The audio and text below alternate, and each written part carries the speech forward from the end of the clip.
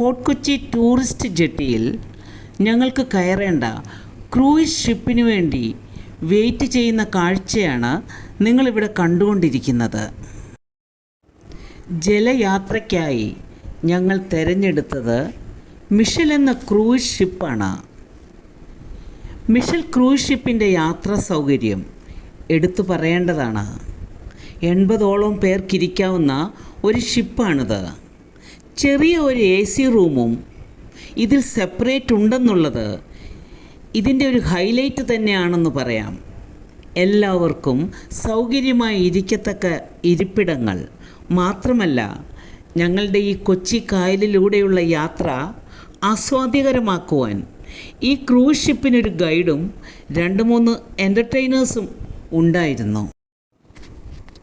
March 23 രാവിലെ 10:30 മണിയോടുകൂടി ഞങ്ങൾ ഫോർട്ട് കൊച്ചി ടൂറിസം ജെട്ടിയിൽ നിന്നും കൊച്ചി കായലിൻ്റെ ഭംഗി ആവോളം ആസ്വദിക്കാൻ ഞങ്ങൾക്കായി വെയിറ്റ് ചെയ്യുന്ന ക്രൂയിസ് ഷിപ്പിലോട്ട് കയറുന്ന കാഴ്ചയാണ് കണ്ടുകൊണ്ടിരിക്കുന്നത്. എന്നെപ്പോലെ തന്നെ ഞങ്ങളിൽ പലർക്കും ഈ ക്രൂയിസ് ഷിപ്പ് യാത്ര ഒരു കന്നി യാത്രയായിരുന്നു. അതുകൊണ്ട് തന്നെ ഞങ്ങളെല്ലാവരും പതിവിലേറെ സന്തോഷത്തിലുമായിരുന്നു. പ്രാർത്ഥനയോടുകൂടി ഞങ്ങൾ യാത്ര ആരംഭിച്ചു. ഞങ്ങളുടെ ഷിപ്പ് സാവധാനം അനങ്ങിത്തുടങ്ങി. കായലോളങ്ങളുടെ ഭംഗി ആസ്വദിക്കാൻ ഞങ്ങളും റെഡിയായിരുന്നു. ഞങ്ങളുടെ പ്രസന്നമായ മുഖങ്ങൾ കണ്ടിട്ടാവണം കായലോളങ്ങൾ ഒന്ന് ഇളകി കുണുങ്ങി തഴുകി ഒഴുകിപ്പോയത്. അതുകൊണ്ട് ഞങ്ങൾ കയറിയിരിക്കുന്ന ഷിപ്പും ആ കായലോളങ്ങളോട് പ്രതികരിച്ചതുപോലെ ഒന്ന് മന്ദമായി ഇളകിയത് ഞാൻ മാത്രമേ ശ്രദ്ധിച്ചുള്ളുവോ ആവോ അറിയില്ല. എന്തായാലും കയറിയ പാടെ ഷിപ്പിലൊരു ചൂട് അനുഭവപ്പെട്ടിരുന്നു. ഇത് മനസ്സിലാക്കിയ ഗൈഡ് അറിയിച്ചു, യാത്ര തുടരുമ്പോൾ ഈ ചൂട് കുറയുമെന്ന്. മാത്രമല്ല, അത്യാവശ്യക്കാർക്ക് ഷിപ്പിലൊരു AC റൂമും ഉണ്ടായിരുന്നു. എങ്കിലും അധികമാരും AC റൂമിലോട്ട് പോകാൻ മെനക്കെടുന്നത് കണ്ടില്ല. ഇത് ഷിപ്പിൻ്റെ ക്യാപ്റ്റൻ ഇരിക്കുന്ന റൂമാണ്. ഈ റൂമിൽ ആർക്കും പ്രവേശനമില്ലാത്തതുകൊണ്ട് ഞങ്ങൾ റൂമിനുള്ളിലോട്ട് പ്രവേശിച്ചില്ല. ഷിപ്പിന് മുമ്പിലുള്ള കാഴ്ചകൾ കണ്ട് ഞങ്ങളിൽ കുറച്ചു പേർ അല്പസമയം അവിടെ നിന്നു. LNG terminal, liquid natural gas LNG ടെർമിനലാണ് നിങ്ങൾ കണ്ടുകൊണ്ടിരിക്കുന്നത്. അതിനടുത്തായി ഒരു ഷിപ്പ് കിടക്കുന്നത് കാണാം. ഈ LNG ടെർമിനലിൻ്റെ പരിസരത്തായി അടിഞ്ഞുകൂടുന്ന ക്രൂഡ് ഓയിലും ചെളിയും ഡ്രഡ്ജ് ചെയ്ത് പുറംകടലിലോട്ട് തള്ളിക്കളയുന്ന ഒരു പ്രക്രിയയാണ് ഇതുപോലുള്ള ഷിപ്പുകൾ ചെയ്യുന്നത്. അതുപോലെ ഈ വിധ ഷിപ്പുകൾ DP വേൾഡിൻ്റെ ഭാഗത്തായാലും വില്ലിംഗ്ടൺ ഐലൻഡിൻ്റെ ഭാഗത്തായാലും അവിടെയൊക്കെ അടിഞ്ഞുകൂടുന്ന മാലിന്യങ്ങളെ പുറംകടലിൽ ഈ വിധ ഷിപ്പുകൾ തള്ളുന്നു. DP വേൾഡാണ് നമ്മൾ കണ്ടുകൊണ്ടിരിക്കുന്നത്. Dubai port world. ദുബൈ പോർട്ടിൻ്റെ ഉടമസ്ഥതയിൽ കൊച്ചിയിലൊരു കണ്ടെയ്നർ ടെർമിനൽ ഉണ്ടാക്കി. അതാണ് ഈ DP വേൾഡ്. 2005 DP വേൾഡ് ഇവിടെ സ്ഥാപിച്ചത്. DP വേൾഡ് സ്പെഷ്യലൈസ് ചെയ്യുന്നത് cargo logistic, port terminal operations, maritime സർവീസുകൾ, ഫ്രീ ട്രേഡ് സോണുകൾ എന്നിവയിൽ. ഞങ്ങൾ ഇരുന്ന സീറ്റിൽ നിന്നും ഷിപ്പിൻ്റെ പുറകുഭാഗത്തോട്ട് വന്നു. ഷിപ്പിൻ്റെ പുറകിലുള്ള കാഴ്ചകൾ കാണാൻ നല്ല ഭംഗിയായിരുന്നു. എന്നാൽ എന്നെ കൂടുതൽ ആകർഷിച്ചത് ഈ കൊച്ചി കായലിലെ തിരകളുടെ പതഞ്ഞു പൊങ്ങുന്ന ഓളങ്ങളായിരുന്നു. ആ പതഞ്ഞു പൊങ്ങുന്ന ഓളങ്ങളിൽ പൊട്ടിവിടരുന്ന നീർക്കുമിളകൾക്ക് സൂര്യൻ്റെ വർണ്ണരശ്മികൾ ഏറ്റിട്ടാകാം നല്ല വർണ്ണപ്പകിട്ട് തോന്നി. പല നിറങ്ങളിൽ ആ കുമിളകൾ വിടരുന്നതും അതിവേഗം പൊട്ടിത്തകരുന്നതും ഞാൻ വളരെ കൗതുകത്തോടെ നോക്കി നിന്നു. ജീവിതവും ഈ നീർക്കുമിളകൾ പോലെയാണല്ലോ എന്ന് ഞാൻ ഓർത്തു. എന്നാൽ ഇതൊന്നും ഓർത്ത് ഇപ്പോൾ മെനക്കെടണ്ട. ആസ്വദിക്കാൻ കിട്ടിയ ഈ കൊച്ചിക്കായലിൻ്റെ സൗന്ദര്യം മുഴുവനും ആസ്വദിക്കുക, അത്ര തന്നെ. ഞങ്ങളുടെ ഷിപ്പ് മുമ്പോട്ട് അതിവേഗത്തിൽ നീങ്ങിക്കൊണ്ടിരുന്നു. ഈ സമയത്ത് ബോട്ടിലുള്ള മറ്റുള്ളവരും ഈ പുറകിലത്തെ കാഴ്ച കാണാനെത്തി. എല്ലാവരും നിറഞ്ഞ മനസ്സോടെ കൊച്ചിക്കായലിൻ്റെ ശാലീനതയെ ആവോളം ആസ്വദിച്ചു. കൂട്ടത്തിൽ നർമ്മസല്ലാപങ്ങളും. ഈ ദിവസം ഞങ്ങളുടെ ഓർമ്മയിൽ എന്നും ഉണ്ടാകും. ബോൾഗട്ടി പാലസാണ് നമ്മൾ കണ്ടുകൊണ്ടിരിക്കുന്നത്. ഇതൊരു പഴയ പാലസാണ്. കൊച്ചിയിലെ ഒരു ഐലൻഡാണ് ബോൾഗട്ടി. കേരളത്തിൻ്റെ ഒരു പ്രധാന ടൂറിസ്റ്റ് സ്ഥലമാണിത്. മൈ ബോസ്, നിറക്കൂട്ട് എന്നീ മലയാള സിനിമകൾ ഷൂട്ട് ചെയ്ത സ്ഥലമാണിത്. 1744 കൊച്ചിയിലെ ഡച്ചുകാർ നിർമ്മിച്ച ഒരു കൊട്ടാരമാണ് ബോൾഗട്ടി പാലസ്. ഇത് KTDC ആണ് ഇന്ന് കൈകാര്യം ചെയ്യുന്നത്. ഇന്നിതൊരു ഹെറിറ്റേജ് ഹോട്ടലാണ്. ഒരു 5 സ്റ്റാർ ഹോട്ടലിൻ്റെ എല്ലാ ഫെസിലിറ്റീസും ഈ ഹോട്ടലിൽ ലഭ്യമാണ്. 1909 ഇംഗ്ലീഷ് ഈസ്റ്റ് ഇന്ത്യ കമ്പനിക്ക് വേണ്ടി കൊച്ചി രാജാവ് ഈ കൊട്ടാരം പാട്ടത്തിന് വാങ്ങി. എന്നാൽ ബ്രിട്ടീഷ് ഭരണകാലത്ത് ബ്രിട്ടീഷ് ഗവർണറുടെ വസതിയായി മാറി ഈ കൊട്ടാരം.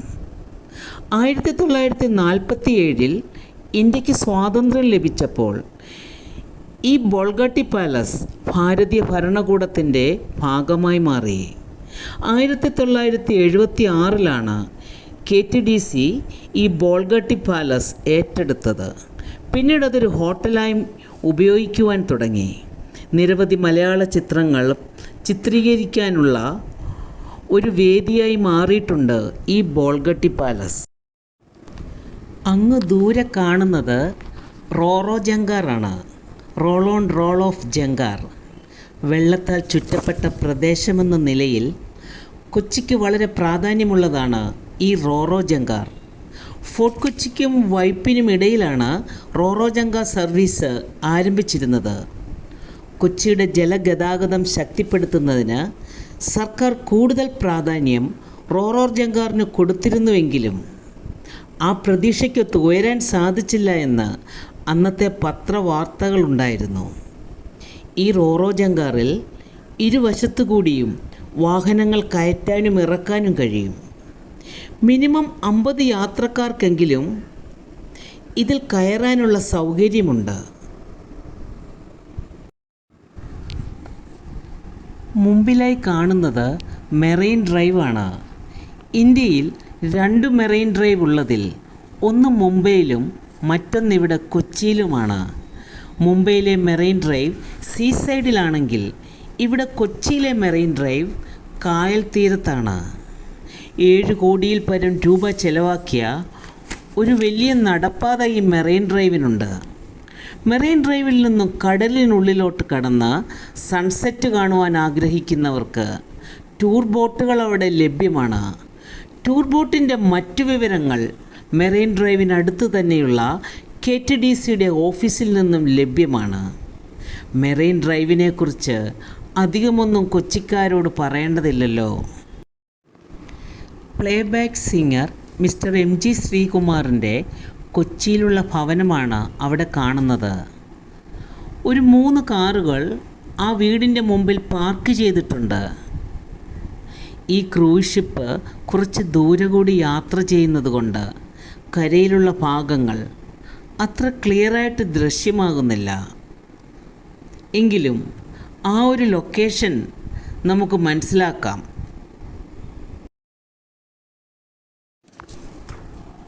ഞങ്ങളുടെ ക്രൂസ് ഷിപ്പ് കടന്നു പോകുന്നത് നെഫർട്ടിറ്റി എന്നറിയപ്പെടുന്ന ഒരു ഷിപ്പിൻ്റെ സൈഡിലൂടെയാണ്. ഈജിപ്റ്റ് ഭരിച്ച ഒരു രാജ്ഞിയുടെ പേരാണ് ഈ നെഫർട്ടിറ്റി എന്നത്. ഇതൊരു ആഡംബര കപ്പലാണ്.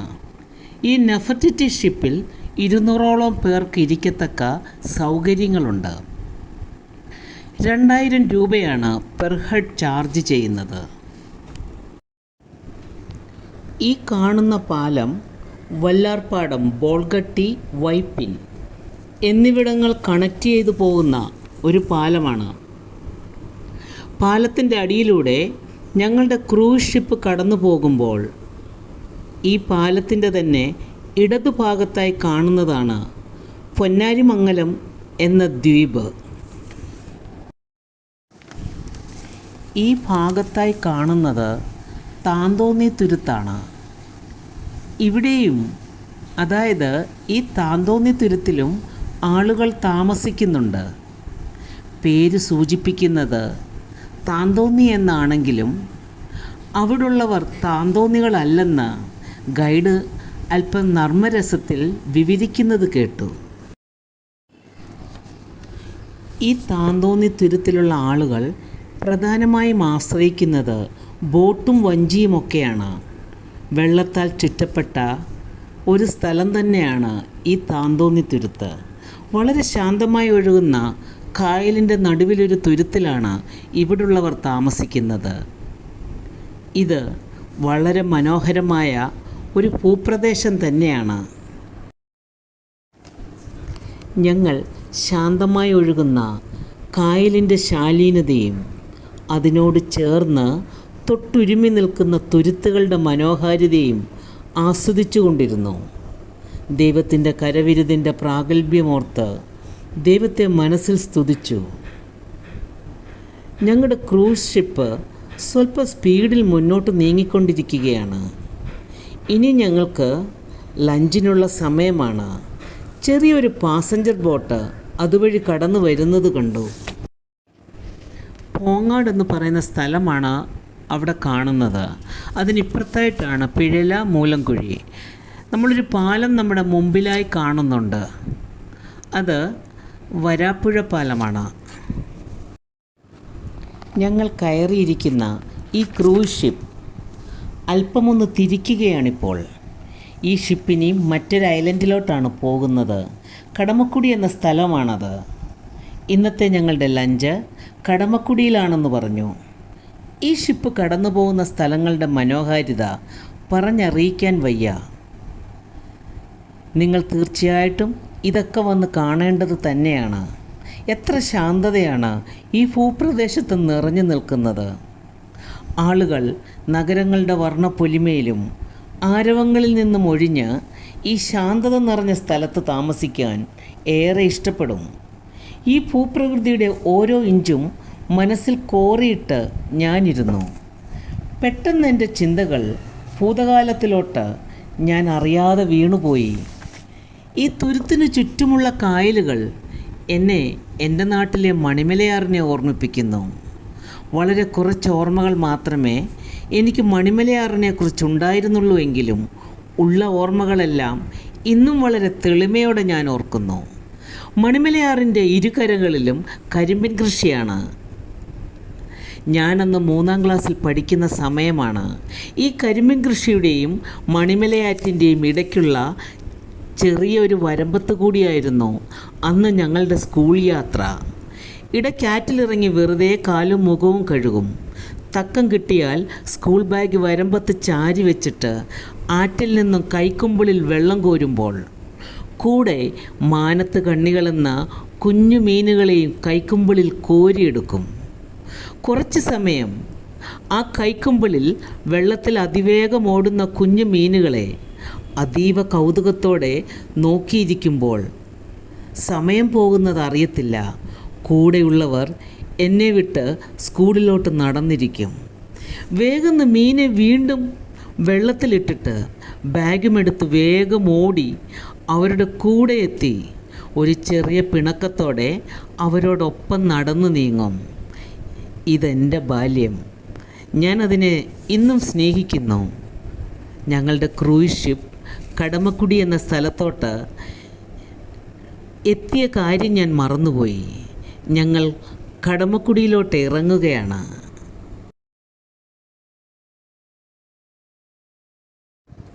ഓരോരുത്തരായി ഷിപ്പിൽ നിന്നും കടമക്കുടിയിലോട്ട് ഇറങ്ങുന്ന കാഴ്ചയാണ് കാണുന്നത്. ഇപ്പോഴത്തെ കാലാവസ്ഥ ഒരുവിധം നല്ലതായതിനാൽ ആർക്കും ക്ഷീണമൊന്നും അനുഭവപ്പെട്ടില്ല. ഇനി കടമക്കുടി എന്ന സ്ഥലം കാണാൻ ഞങ്ങൾ ഒരുമിച്ച് മുമ്പോട്ട് നീങ്ങി. ഞങ്ങളിൽ കുറച്ചു പേർ ഫോട്ടോ എടുക്കുവാൻ തിരക്ക് കൂട്ടിയപ്പോൾ മറ്റു ചിലർ ഊഞ്ഞാലാടാനും ബോട്ടിങ്ങിനും സമയം കണ്ടെത്തി. കടമക്കുടിയിൽ ഞങ്ങൾക്ക് വേണ്ടി ഒരുക്കിയ ലഞ്ച് ഹാളിൽ തന്നെ ഇരുന്ന് വിശ്രമിച്ചവരും കുറവല്ല. എങ്കിലും അവിടെ അങ്ങനെ ഇരുന്നവരും അവരുടേതായ ഒരു ലോകത്തിൽ സന്തോഷം കണ്ടെത്തുന്നുണ്ടായിരുന്നു. കടമക്കുടി എന്ന സ്ഥലം വെള്ളത്താൽ ചുറ്റപ്പെട്ട ഒരു ഭൂപ്രദേശമാണ്. നിറയെ മരങ്ങളാൽ നിറഞ്ഞ ഒരു ഭൂപ്രദേശം. ചുറ്റും കായലും കരയിൽ നിറയെ പച്ചപ്പും ഉള്ളതുകൊണ്ട് നല്ല കാറ്റ് സദാസമയവും ഞങ്ങൾക്ക് അനുഭവപ്പെട്ടുകൊണ്ടിരുന്നു. കടമക്കുടിയിലാണ് ബോട്ടിംഗ് ഉള്ളത്. കടമക്കുടിയുടെ ഓരോ മുക്കും മൂലയും ഞങ്ങളുടെ ക്യാമറ കണ്ണുകൾ ഒപ്പിയെടുത്തു.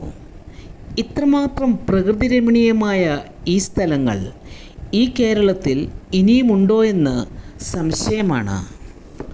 ഈ കടമക്കുടി ദ്വീപ് ഉണ്ടായത് എങ്ങനെയാണെന്ന് ചരിത്രം പറയുന്നത് 1941 വെള്ളപ്പൊക്കത്തിൽ കൊച്ചി അഴിമുഖം രൂപപ്പെട്ടപ്പോൾ ഉടലെടുത്ത ദ്വീപുകളിൽ ഒന്നാണ് ഈ കടമക്കുടിയുമെന്ന് കരുതപ്പെടുന്നു. ഈ കടമക്കുടിയിലെ ആളുകളുടെ പ്രധാന ഉപജീവന മാർഗം മത്സ്യബന്ധനമാണ്. അതുകൊണ്ട് മത്സ്യം കയറ്റുമതിയും ഇവിടെ നിന്നുമുണ്ട്. കടമക്കുടിയുടെ മറ്റൊരു ഉപജീവന മാർഗം കള്ളുചത്താണ്. ഇവിടുത്തെ കള്ള് ഷാപ്പും അതുപോലെ ഇവിടുത്തെ കറികളും പ്രശസ്തമാണെന്ന് ഗൈഡ് കൂടെ പറയുന്നുണ്ടായിരുന്നു. കടമക്കുടിയിലെ വെള്ളത്തിലൂടെയുള്ള ഒരു കയാക്ക് സവാരി മികച്ച കാഴ്ചകളാൽ നമ്മെ ആകർഷിക്കുന്നു. മത്സ്യഫാമുകൾക്ക് പേരുകേട്ടതാണ് ഈ കടമക്കുടി. കടമക്കുടിയുടെ പ്രഭാതത്തിനും സായാഹ്നത്തിനും മാസ്മര സൗന്ദര്യമാണ്. കടമക്കുടിയുടെ ഓരോ മുക്കും മൂലയും ഒപ്പിയെടുക്കാൻ ആരും കൊതിച്ചു പോകും. അതുകൊണ്ട് തന്നെ ഫോട്ടോഗ്രാഫേഴ്സിൻ്റെ ഇഷ്ട ലൊക്കേഷനാണ് ഈ കടമക്കുടി. കായലിൻ്റെയും കടലിൻ്റെയും മൂളിപ്പാട്ടുകളിൽ ഉറങ്ങിപ്പോകുന്ന ഒരുപറ്റം ദ്വീപുകളിൽ ഈ കടമക്കുടിയും ഉൾപ്പെടും. കടമക്കുടിയെ ദൂരത്തു നിന്നും വീക്ഷിച്ചാൽ തോന്നും ചുറ്റുമുള്ള കായലുകൾക്ക് കുടചൂടി നിൽക്കുവാണെന്ന്. അത്രമാത്രം വിഷങ്ങൾ നിറഞ്ഞ തുരുത്താണ് ഈ കടമക്കുടി. ഈ കടമക്കുടിയെ അറിയപ്പെടുന്നത് എറണാകുളത്തിൻ്റെ കുട്ടനാടെന്നാണ്. എറണാകുളം ജില്ലയിലെ ഒരു ഗ്രാമമാണ് ഈ കടമക്കുടി. വന്നു കണ്ടപ്പോൾ ഈ കടമക്കുടി ഒരു സുന്ദരി തന്നെയാണ് എന്ന് മനസ്സിലായി. ഇനി നിങ്ങളും ഇത് മനസ്സിലാക്കണമെങ്കിൽ ഈ കടമക്കുടിയിൽ വരണം. കടമക്കുടി ഇന്നൊരു ടൂറിസ്റ്റ് സ്പോട്ടാണ്. 4 ഭാഗവും വെള്ളത്താൽ ചുറ്റപ്പെട്ട കടമക്കുടിയെ ആരും സ്നേഹിച്ചു പോകും. ഒരു പാലം പണിത് ഈ കടമക്കുടിയെ വരാപ്പുഴ ദ്വീപുമായി ബന്ധിപ്പിച്ചതോടെ ഇന്ന് കടമക്കുടിയിലേക്ക് ബസ് സർവീസുകളും ആരംഭിച്ചിട്ടുണ്ട്. ശരിക്കും കടമക്കുടിയുടെ പ്രകൃതി സൗന്ദര്യം ആസ്വദിക്കാനാണ് എല്ലാവരും ഈ ഗ്രാമത്തിൽ വരുന്നത്. ഇന്ന് കേരളം മുഴുവനും അറിയപ്പെടുന്ന ഒരു ചെറിയ ടൂറിസ്റ്റ് ഫോട്ടോഗ്രാഫി സ്പോട്ടായി കടമക്കുടി മാറിക്കഴിഞ്ഞിരിക്കുന്നു. ഈ കടമക്കുടിക്ക് കൊച്ചി നഗരത്തിൻ്റെ ആരവങ്ങളും തിരക്കുകളും ഇല്ലാത്തതാണ്. കടമക്കുടിയുടെ ശാലീനതയും ഗ്രാമഭംഗിയും എടുത്തു പറയേണ്ടതാണ്. 7 തുരുത്തുകൾ അടങ്ങുന്നതാണ് ഈ കടമക്കുടി എന്ന ഗ്രാമം. പ്രകൃതിയെ അറിയാനും അനുഭവിക്കുവാനും സാധിക്കണമെങ്കിൽ കടമക്കുടിക്ക് വരണം. ഞങ്ങളുടെ ഗ്രൂപ്പിൽ വന്ന സാമിൻ്റെയും ജിസുമോളുടെയും വെഡ്ഡിങ് ആനിവേഴ്സറി ആയിരുന്നു അന്നേ ദിവസം, മാർച്ച് 23 ആയതിനാൽ അന്ന് കേക്ക് കട്ട് ചെയ്ത് എല്ലാവർക്കും മധുരം നൽകി. ഇത്രയും നാൾ ദൈവം കാത്തു പരിപാലിച്ചതിനെ ഓർത്ത് ദൈവത്തിന് സ്തോത്രം ചെയ്യുകയും പുതിയ വർഷത്തിൽ എല്ലാവിധ നന്മകളും ആശംസിക്കുകയും ചെയ്തു. കടമക്കുടിയിലെ ലഞ്ചിൻ്റെ പ്രത്യേകത അവരുടെ ഫിഷ് കറിയായിരുന്നു. എന്നാൽ വന്നവരിൽ പലർക്കും നോയമ്പുള്ളതിനാൽ ഫിഷ് കറിയുടെ രുചി അറിയേണ്ടെന്ന് വെച്ചു. ഊണ് കഴിഞ്ഞ് ഞങ്ങളെല്ലാവരും ഗ്രൂപ്പ് ഫോട്ടോയ്ക്കായി ഒത്തുകൂടി. സന്തോഷം തരുന്ന നിമിഷങ്ങളായിരുന്നു അവ. അല്ലെങ്കിലും ഒത്തുചേരലുകൾ എപ്പോഴും സന്തോഷം പകരുന്നതാണല്ലോ. പല ഭിന്നിപ്പുകളെയും ഒന്നിക്കുന്നതാണ് ഇതുപോലെയുള്ള ഒത്തുചേരലുകൾ. ലഞ്ചിന് ശേഷം ഞങ്ങൾ കടമക്കുടിയിൽ നിന്നും വീണ്ടും യാത്രയായി. വലിയ നോയമ്പിൻ്റെ നാളുകളിലൂടെ കടന്നു പോകുന്ന ഞങ്ങൾ ഓരോരുത്തരും നോയമ്പ് ആചരിക്കുന്നവരായിരുന്നു. നോയമ്പിനെക്കുറിച്ച് ഞങ്ങളുടെ ഇടവക വികാരി റവറൻഡ് ജോർജൻ മാത്യൂസ് ജോൺ അച്ഛൻ ഞങ്ങളോട് ഉപദേശിച്ചത് ഇങ്ങനെ: ഈ ഒരു ഗ്രൂപ്പ് ഫീലിങ്ങിലാണ് നമുക്ക് പലപ്പോഴും നമ്മളെ കണ്ടെത്താനായിട്ട് സാധിക്കുന്നത്. അതുകൊണ്ട് നോമ്പെന്ന് പറയുന്നത് ഒരു കണ്ടെത്തലിൻ്റെ സന്ദർഭം കൂടിയാണ്. നമ്മെ തന്നെ കണ്ടെത്തുന്ന ഒരനുഭവം, നമ്മളിലൂടെ ദൈവസ്നേഹം പങ്കിടുന്ന അനുഭവം. ആ സ്നേഹത്തിൻ്റെ പങ്കിടിയിലാണ് നോമ്പിലെ ഏറ്റവും പരമപ്രധാനമായ കാര്യം. അതുകൊണ്ട് ഇന്ന് ഇത് വളരെ അർത്ഥപൂർണമായി എന്നാണ് ഞാൻ കരുതുന്നത്. ഈ നോമ്പ് നാളുകളിൽ ഇപ്രകാരം ഒരു ക്രമീകരണം ചെയ്യുവാനായിട്ട് ദൈവം നമ്മെ സഹായിച്ചു. ഇത് അവസാന നിമിഷങ്ങളിലൊക്കെയുള്ള ഒരു ക്രമീകരണമാണ് ഇങ്ങനെ ഒരു തീരുമാനമെടുക്കാനായിട്ട് ഇടയായത്. ഏതായാലും നിങ്ങൾ ഇത്രയും പേര് സഹകരിച്ചു എന്നുള്ളത് സന്തോഷം. ഇതിൻ്റെ ക്രമീകരണങ്ങൾക്ക് വേണ്ടി നിയോഗിക്കപ്പെട്ടത് നമ്മുടെ പ്രിയപ്പെട്ട തോമസ് രാജനും ബീന ഉമ്മനും മിസ്റ്റർ പി എം ജേക്കബുമായിരുന്നു. അവർ 3 പേരും ഇത് കോർഡിനേറ്റ് ചെയ്യുവാൻ, നിങ്ങളെയൊക്കെ ഈ കാര്യത്തിന് വേണ്ടി സജ്ജരാക്കുവാനൊക്കെയുള്ള വലിയ നേതൃത്വം നൽകി എന്നുള്ളത് സന്തോഷകരമാണ്. മറ്റൊരു രണ്ടാമത്തെ കാര്യം, ചില ആളുകളൊക്കെ പലരും ഈ കൂട്ടത്തിൽ ഗൃഹസ്ഥാശ്രമത്തിലുള്ളവരാണ്, ഭവനങ്ങളിൽ കഴിയുന്നവരാണ്. എന്നാൽ ഇന്ന് ജോലി വേണ്ട എന്നൊക്കെ വെച്ച് വന്നവരുണ്ട്. നമ്മുടെ പ്രിയപ്പെട്ട എബിയാണെങ്കിൽ ഇന്ന് ഓഫീസിന് അവധി കൊടുത്തു. 2 നമ്മുടെ സാം സേവിയർ ഇന്ന് പോകുന്നില്ലായിരുന്നു. നമ്മുടെ ജേക്കബ് ബി മാത്യു അദ്ദേഹവും ഇന്ന് അവധി കൊടുത്തു. അതുപോലെ നമ്മുടെ ബിജി എൽദന്റെ ഇന്ന് പോകുന്നില്ലായിരുന്നു. അപ്പോൾ ഇതെല്ലാം ഒരു നമ്മുടെ മനോഭാവത്തെ ആശ്രയിച്ചാണല്ല ഇരിക്കുന്നത്. നമ്മൾ ഒരു കാര്യത്തോടെ നമ്മുടെ സമീപനം എങ്ങനെയാണ്, ഏത് വിധത്തിലാണ് ക്രമീകരിക്കേണ്ടത്. ആ വിധത്തിൽ ഇടവക എന്ന് പറയുന്നത് ഇടയന്റെ വകയാണ്. അപ്പോൾ ഇടയൻ ആരാണ് എന്നുള്ളതാണ് പ്രധാന പ്രശ്നം. നമ്മുടെ കർത്താവാണ് നമ്മുടെ ഇടയൻ. കർത്താവിനോടുള്ള ബന്ധത്തിലാണ് നമ്മളെല്ലാവരും ഈ ഒരു വലിയ സന്തോഷവും സ്നേഹവും കൂട്ടായ്മയും അനുഭവിക്കുന്നത്. അതുകൊണ്ട് കർത്താവിനോടുള്ള ബന്ധത്തിലാണ് ആ സ്നേഹവും സൗഹൃദവും കൂട്ടായ്മയും ഒന്നിച്ച് നിലനിർത്തേണ്ടതും പുലർത്തേണ്ടതും. ആ വിധത്തിൽ നിങ്ങൾ കാണിക്കുന്ന എല്ലാ സ്നേഹ കൂട്ടായ്മയ്ക്കായി ഞാൻ ദൈവത്തിന് സ്തോത്രം ചെയ്യുന്നു. ഇന്ന് നേതൃത്വം നൽകിയവരെയും ഇതിൽ പങ്കുചേർന്നവരെയും എല്ലാവരെയും ഓർത്ത് ഞാൻ ദൈവത്തിന് സ്തോത്രം ചെയ്യുന്നു. അതുപോലെ വളരെ മനോഹരമായ ഗാനങ്ങൾ നമുക്ക് ആലപിച്ചു തന്ന 2 സ്നേഹിതരാണ്. അവരോടുള്ള പ്രത്യേകമായ സന്തോഷം. എല്ലാവരും നല്ലൊരു കൈ കൊടുത്ത് അതുപോലെ നമ്മുടെ guide cum all in all ആണ് നമ്മുടെ ഹുസൈൻ നമ്മുടെ പള്ളിയുടെ. വന്നു ചേർന്ന ഞങ്ങൾ എല്ലാവരും ചേർന്ന് ഒരു ഗ്രൂപ്പ് ഫോട്ടോ എടുത്തു. ഈ കൊച്ചി കായലിലൂടെയുള്ള യാത്രയും തുരുത്തുകളുടെ ഭംഗിയും ഞങ്ങളെ ഇനിയും ഇവിടെ കൊണ്ടുവരുമെന്ന് ഉറപ്പാണ്.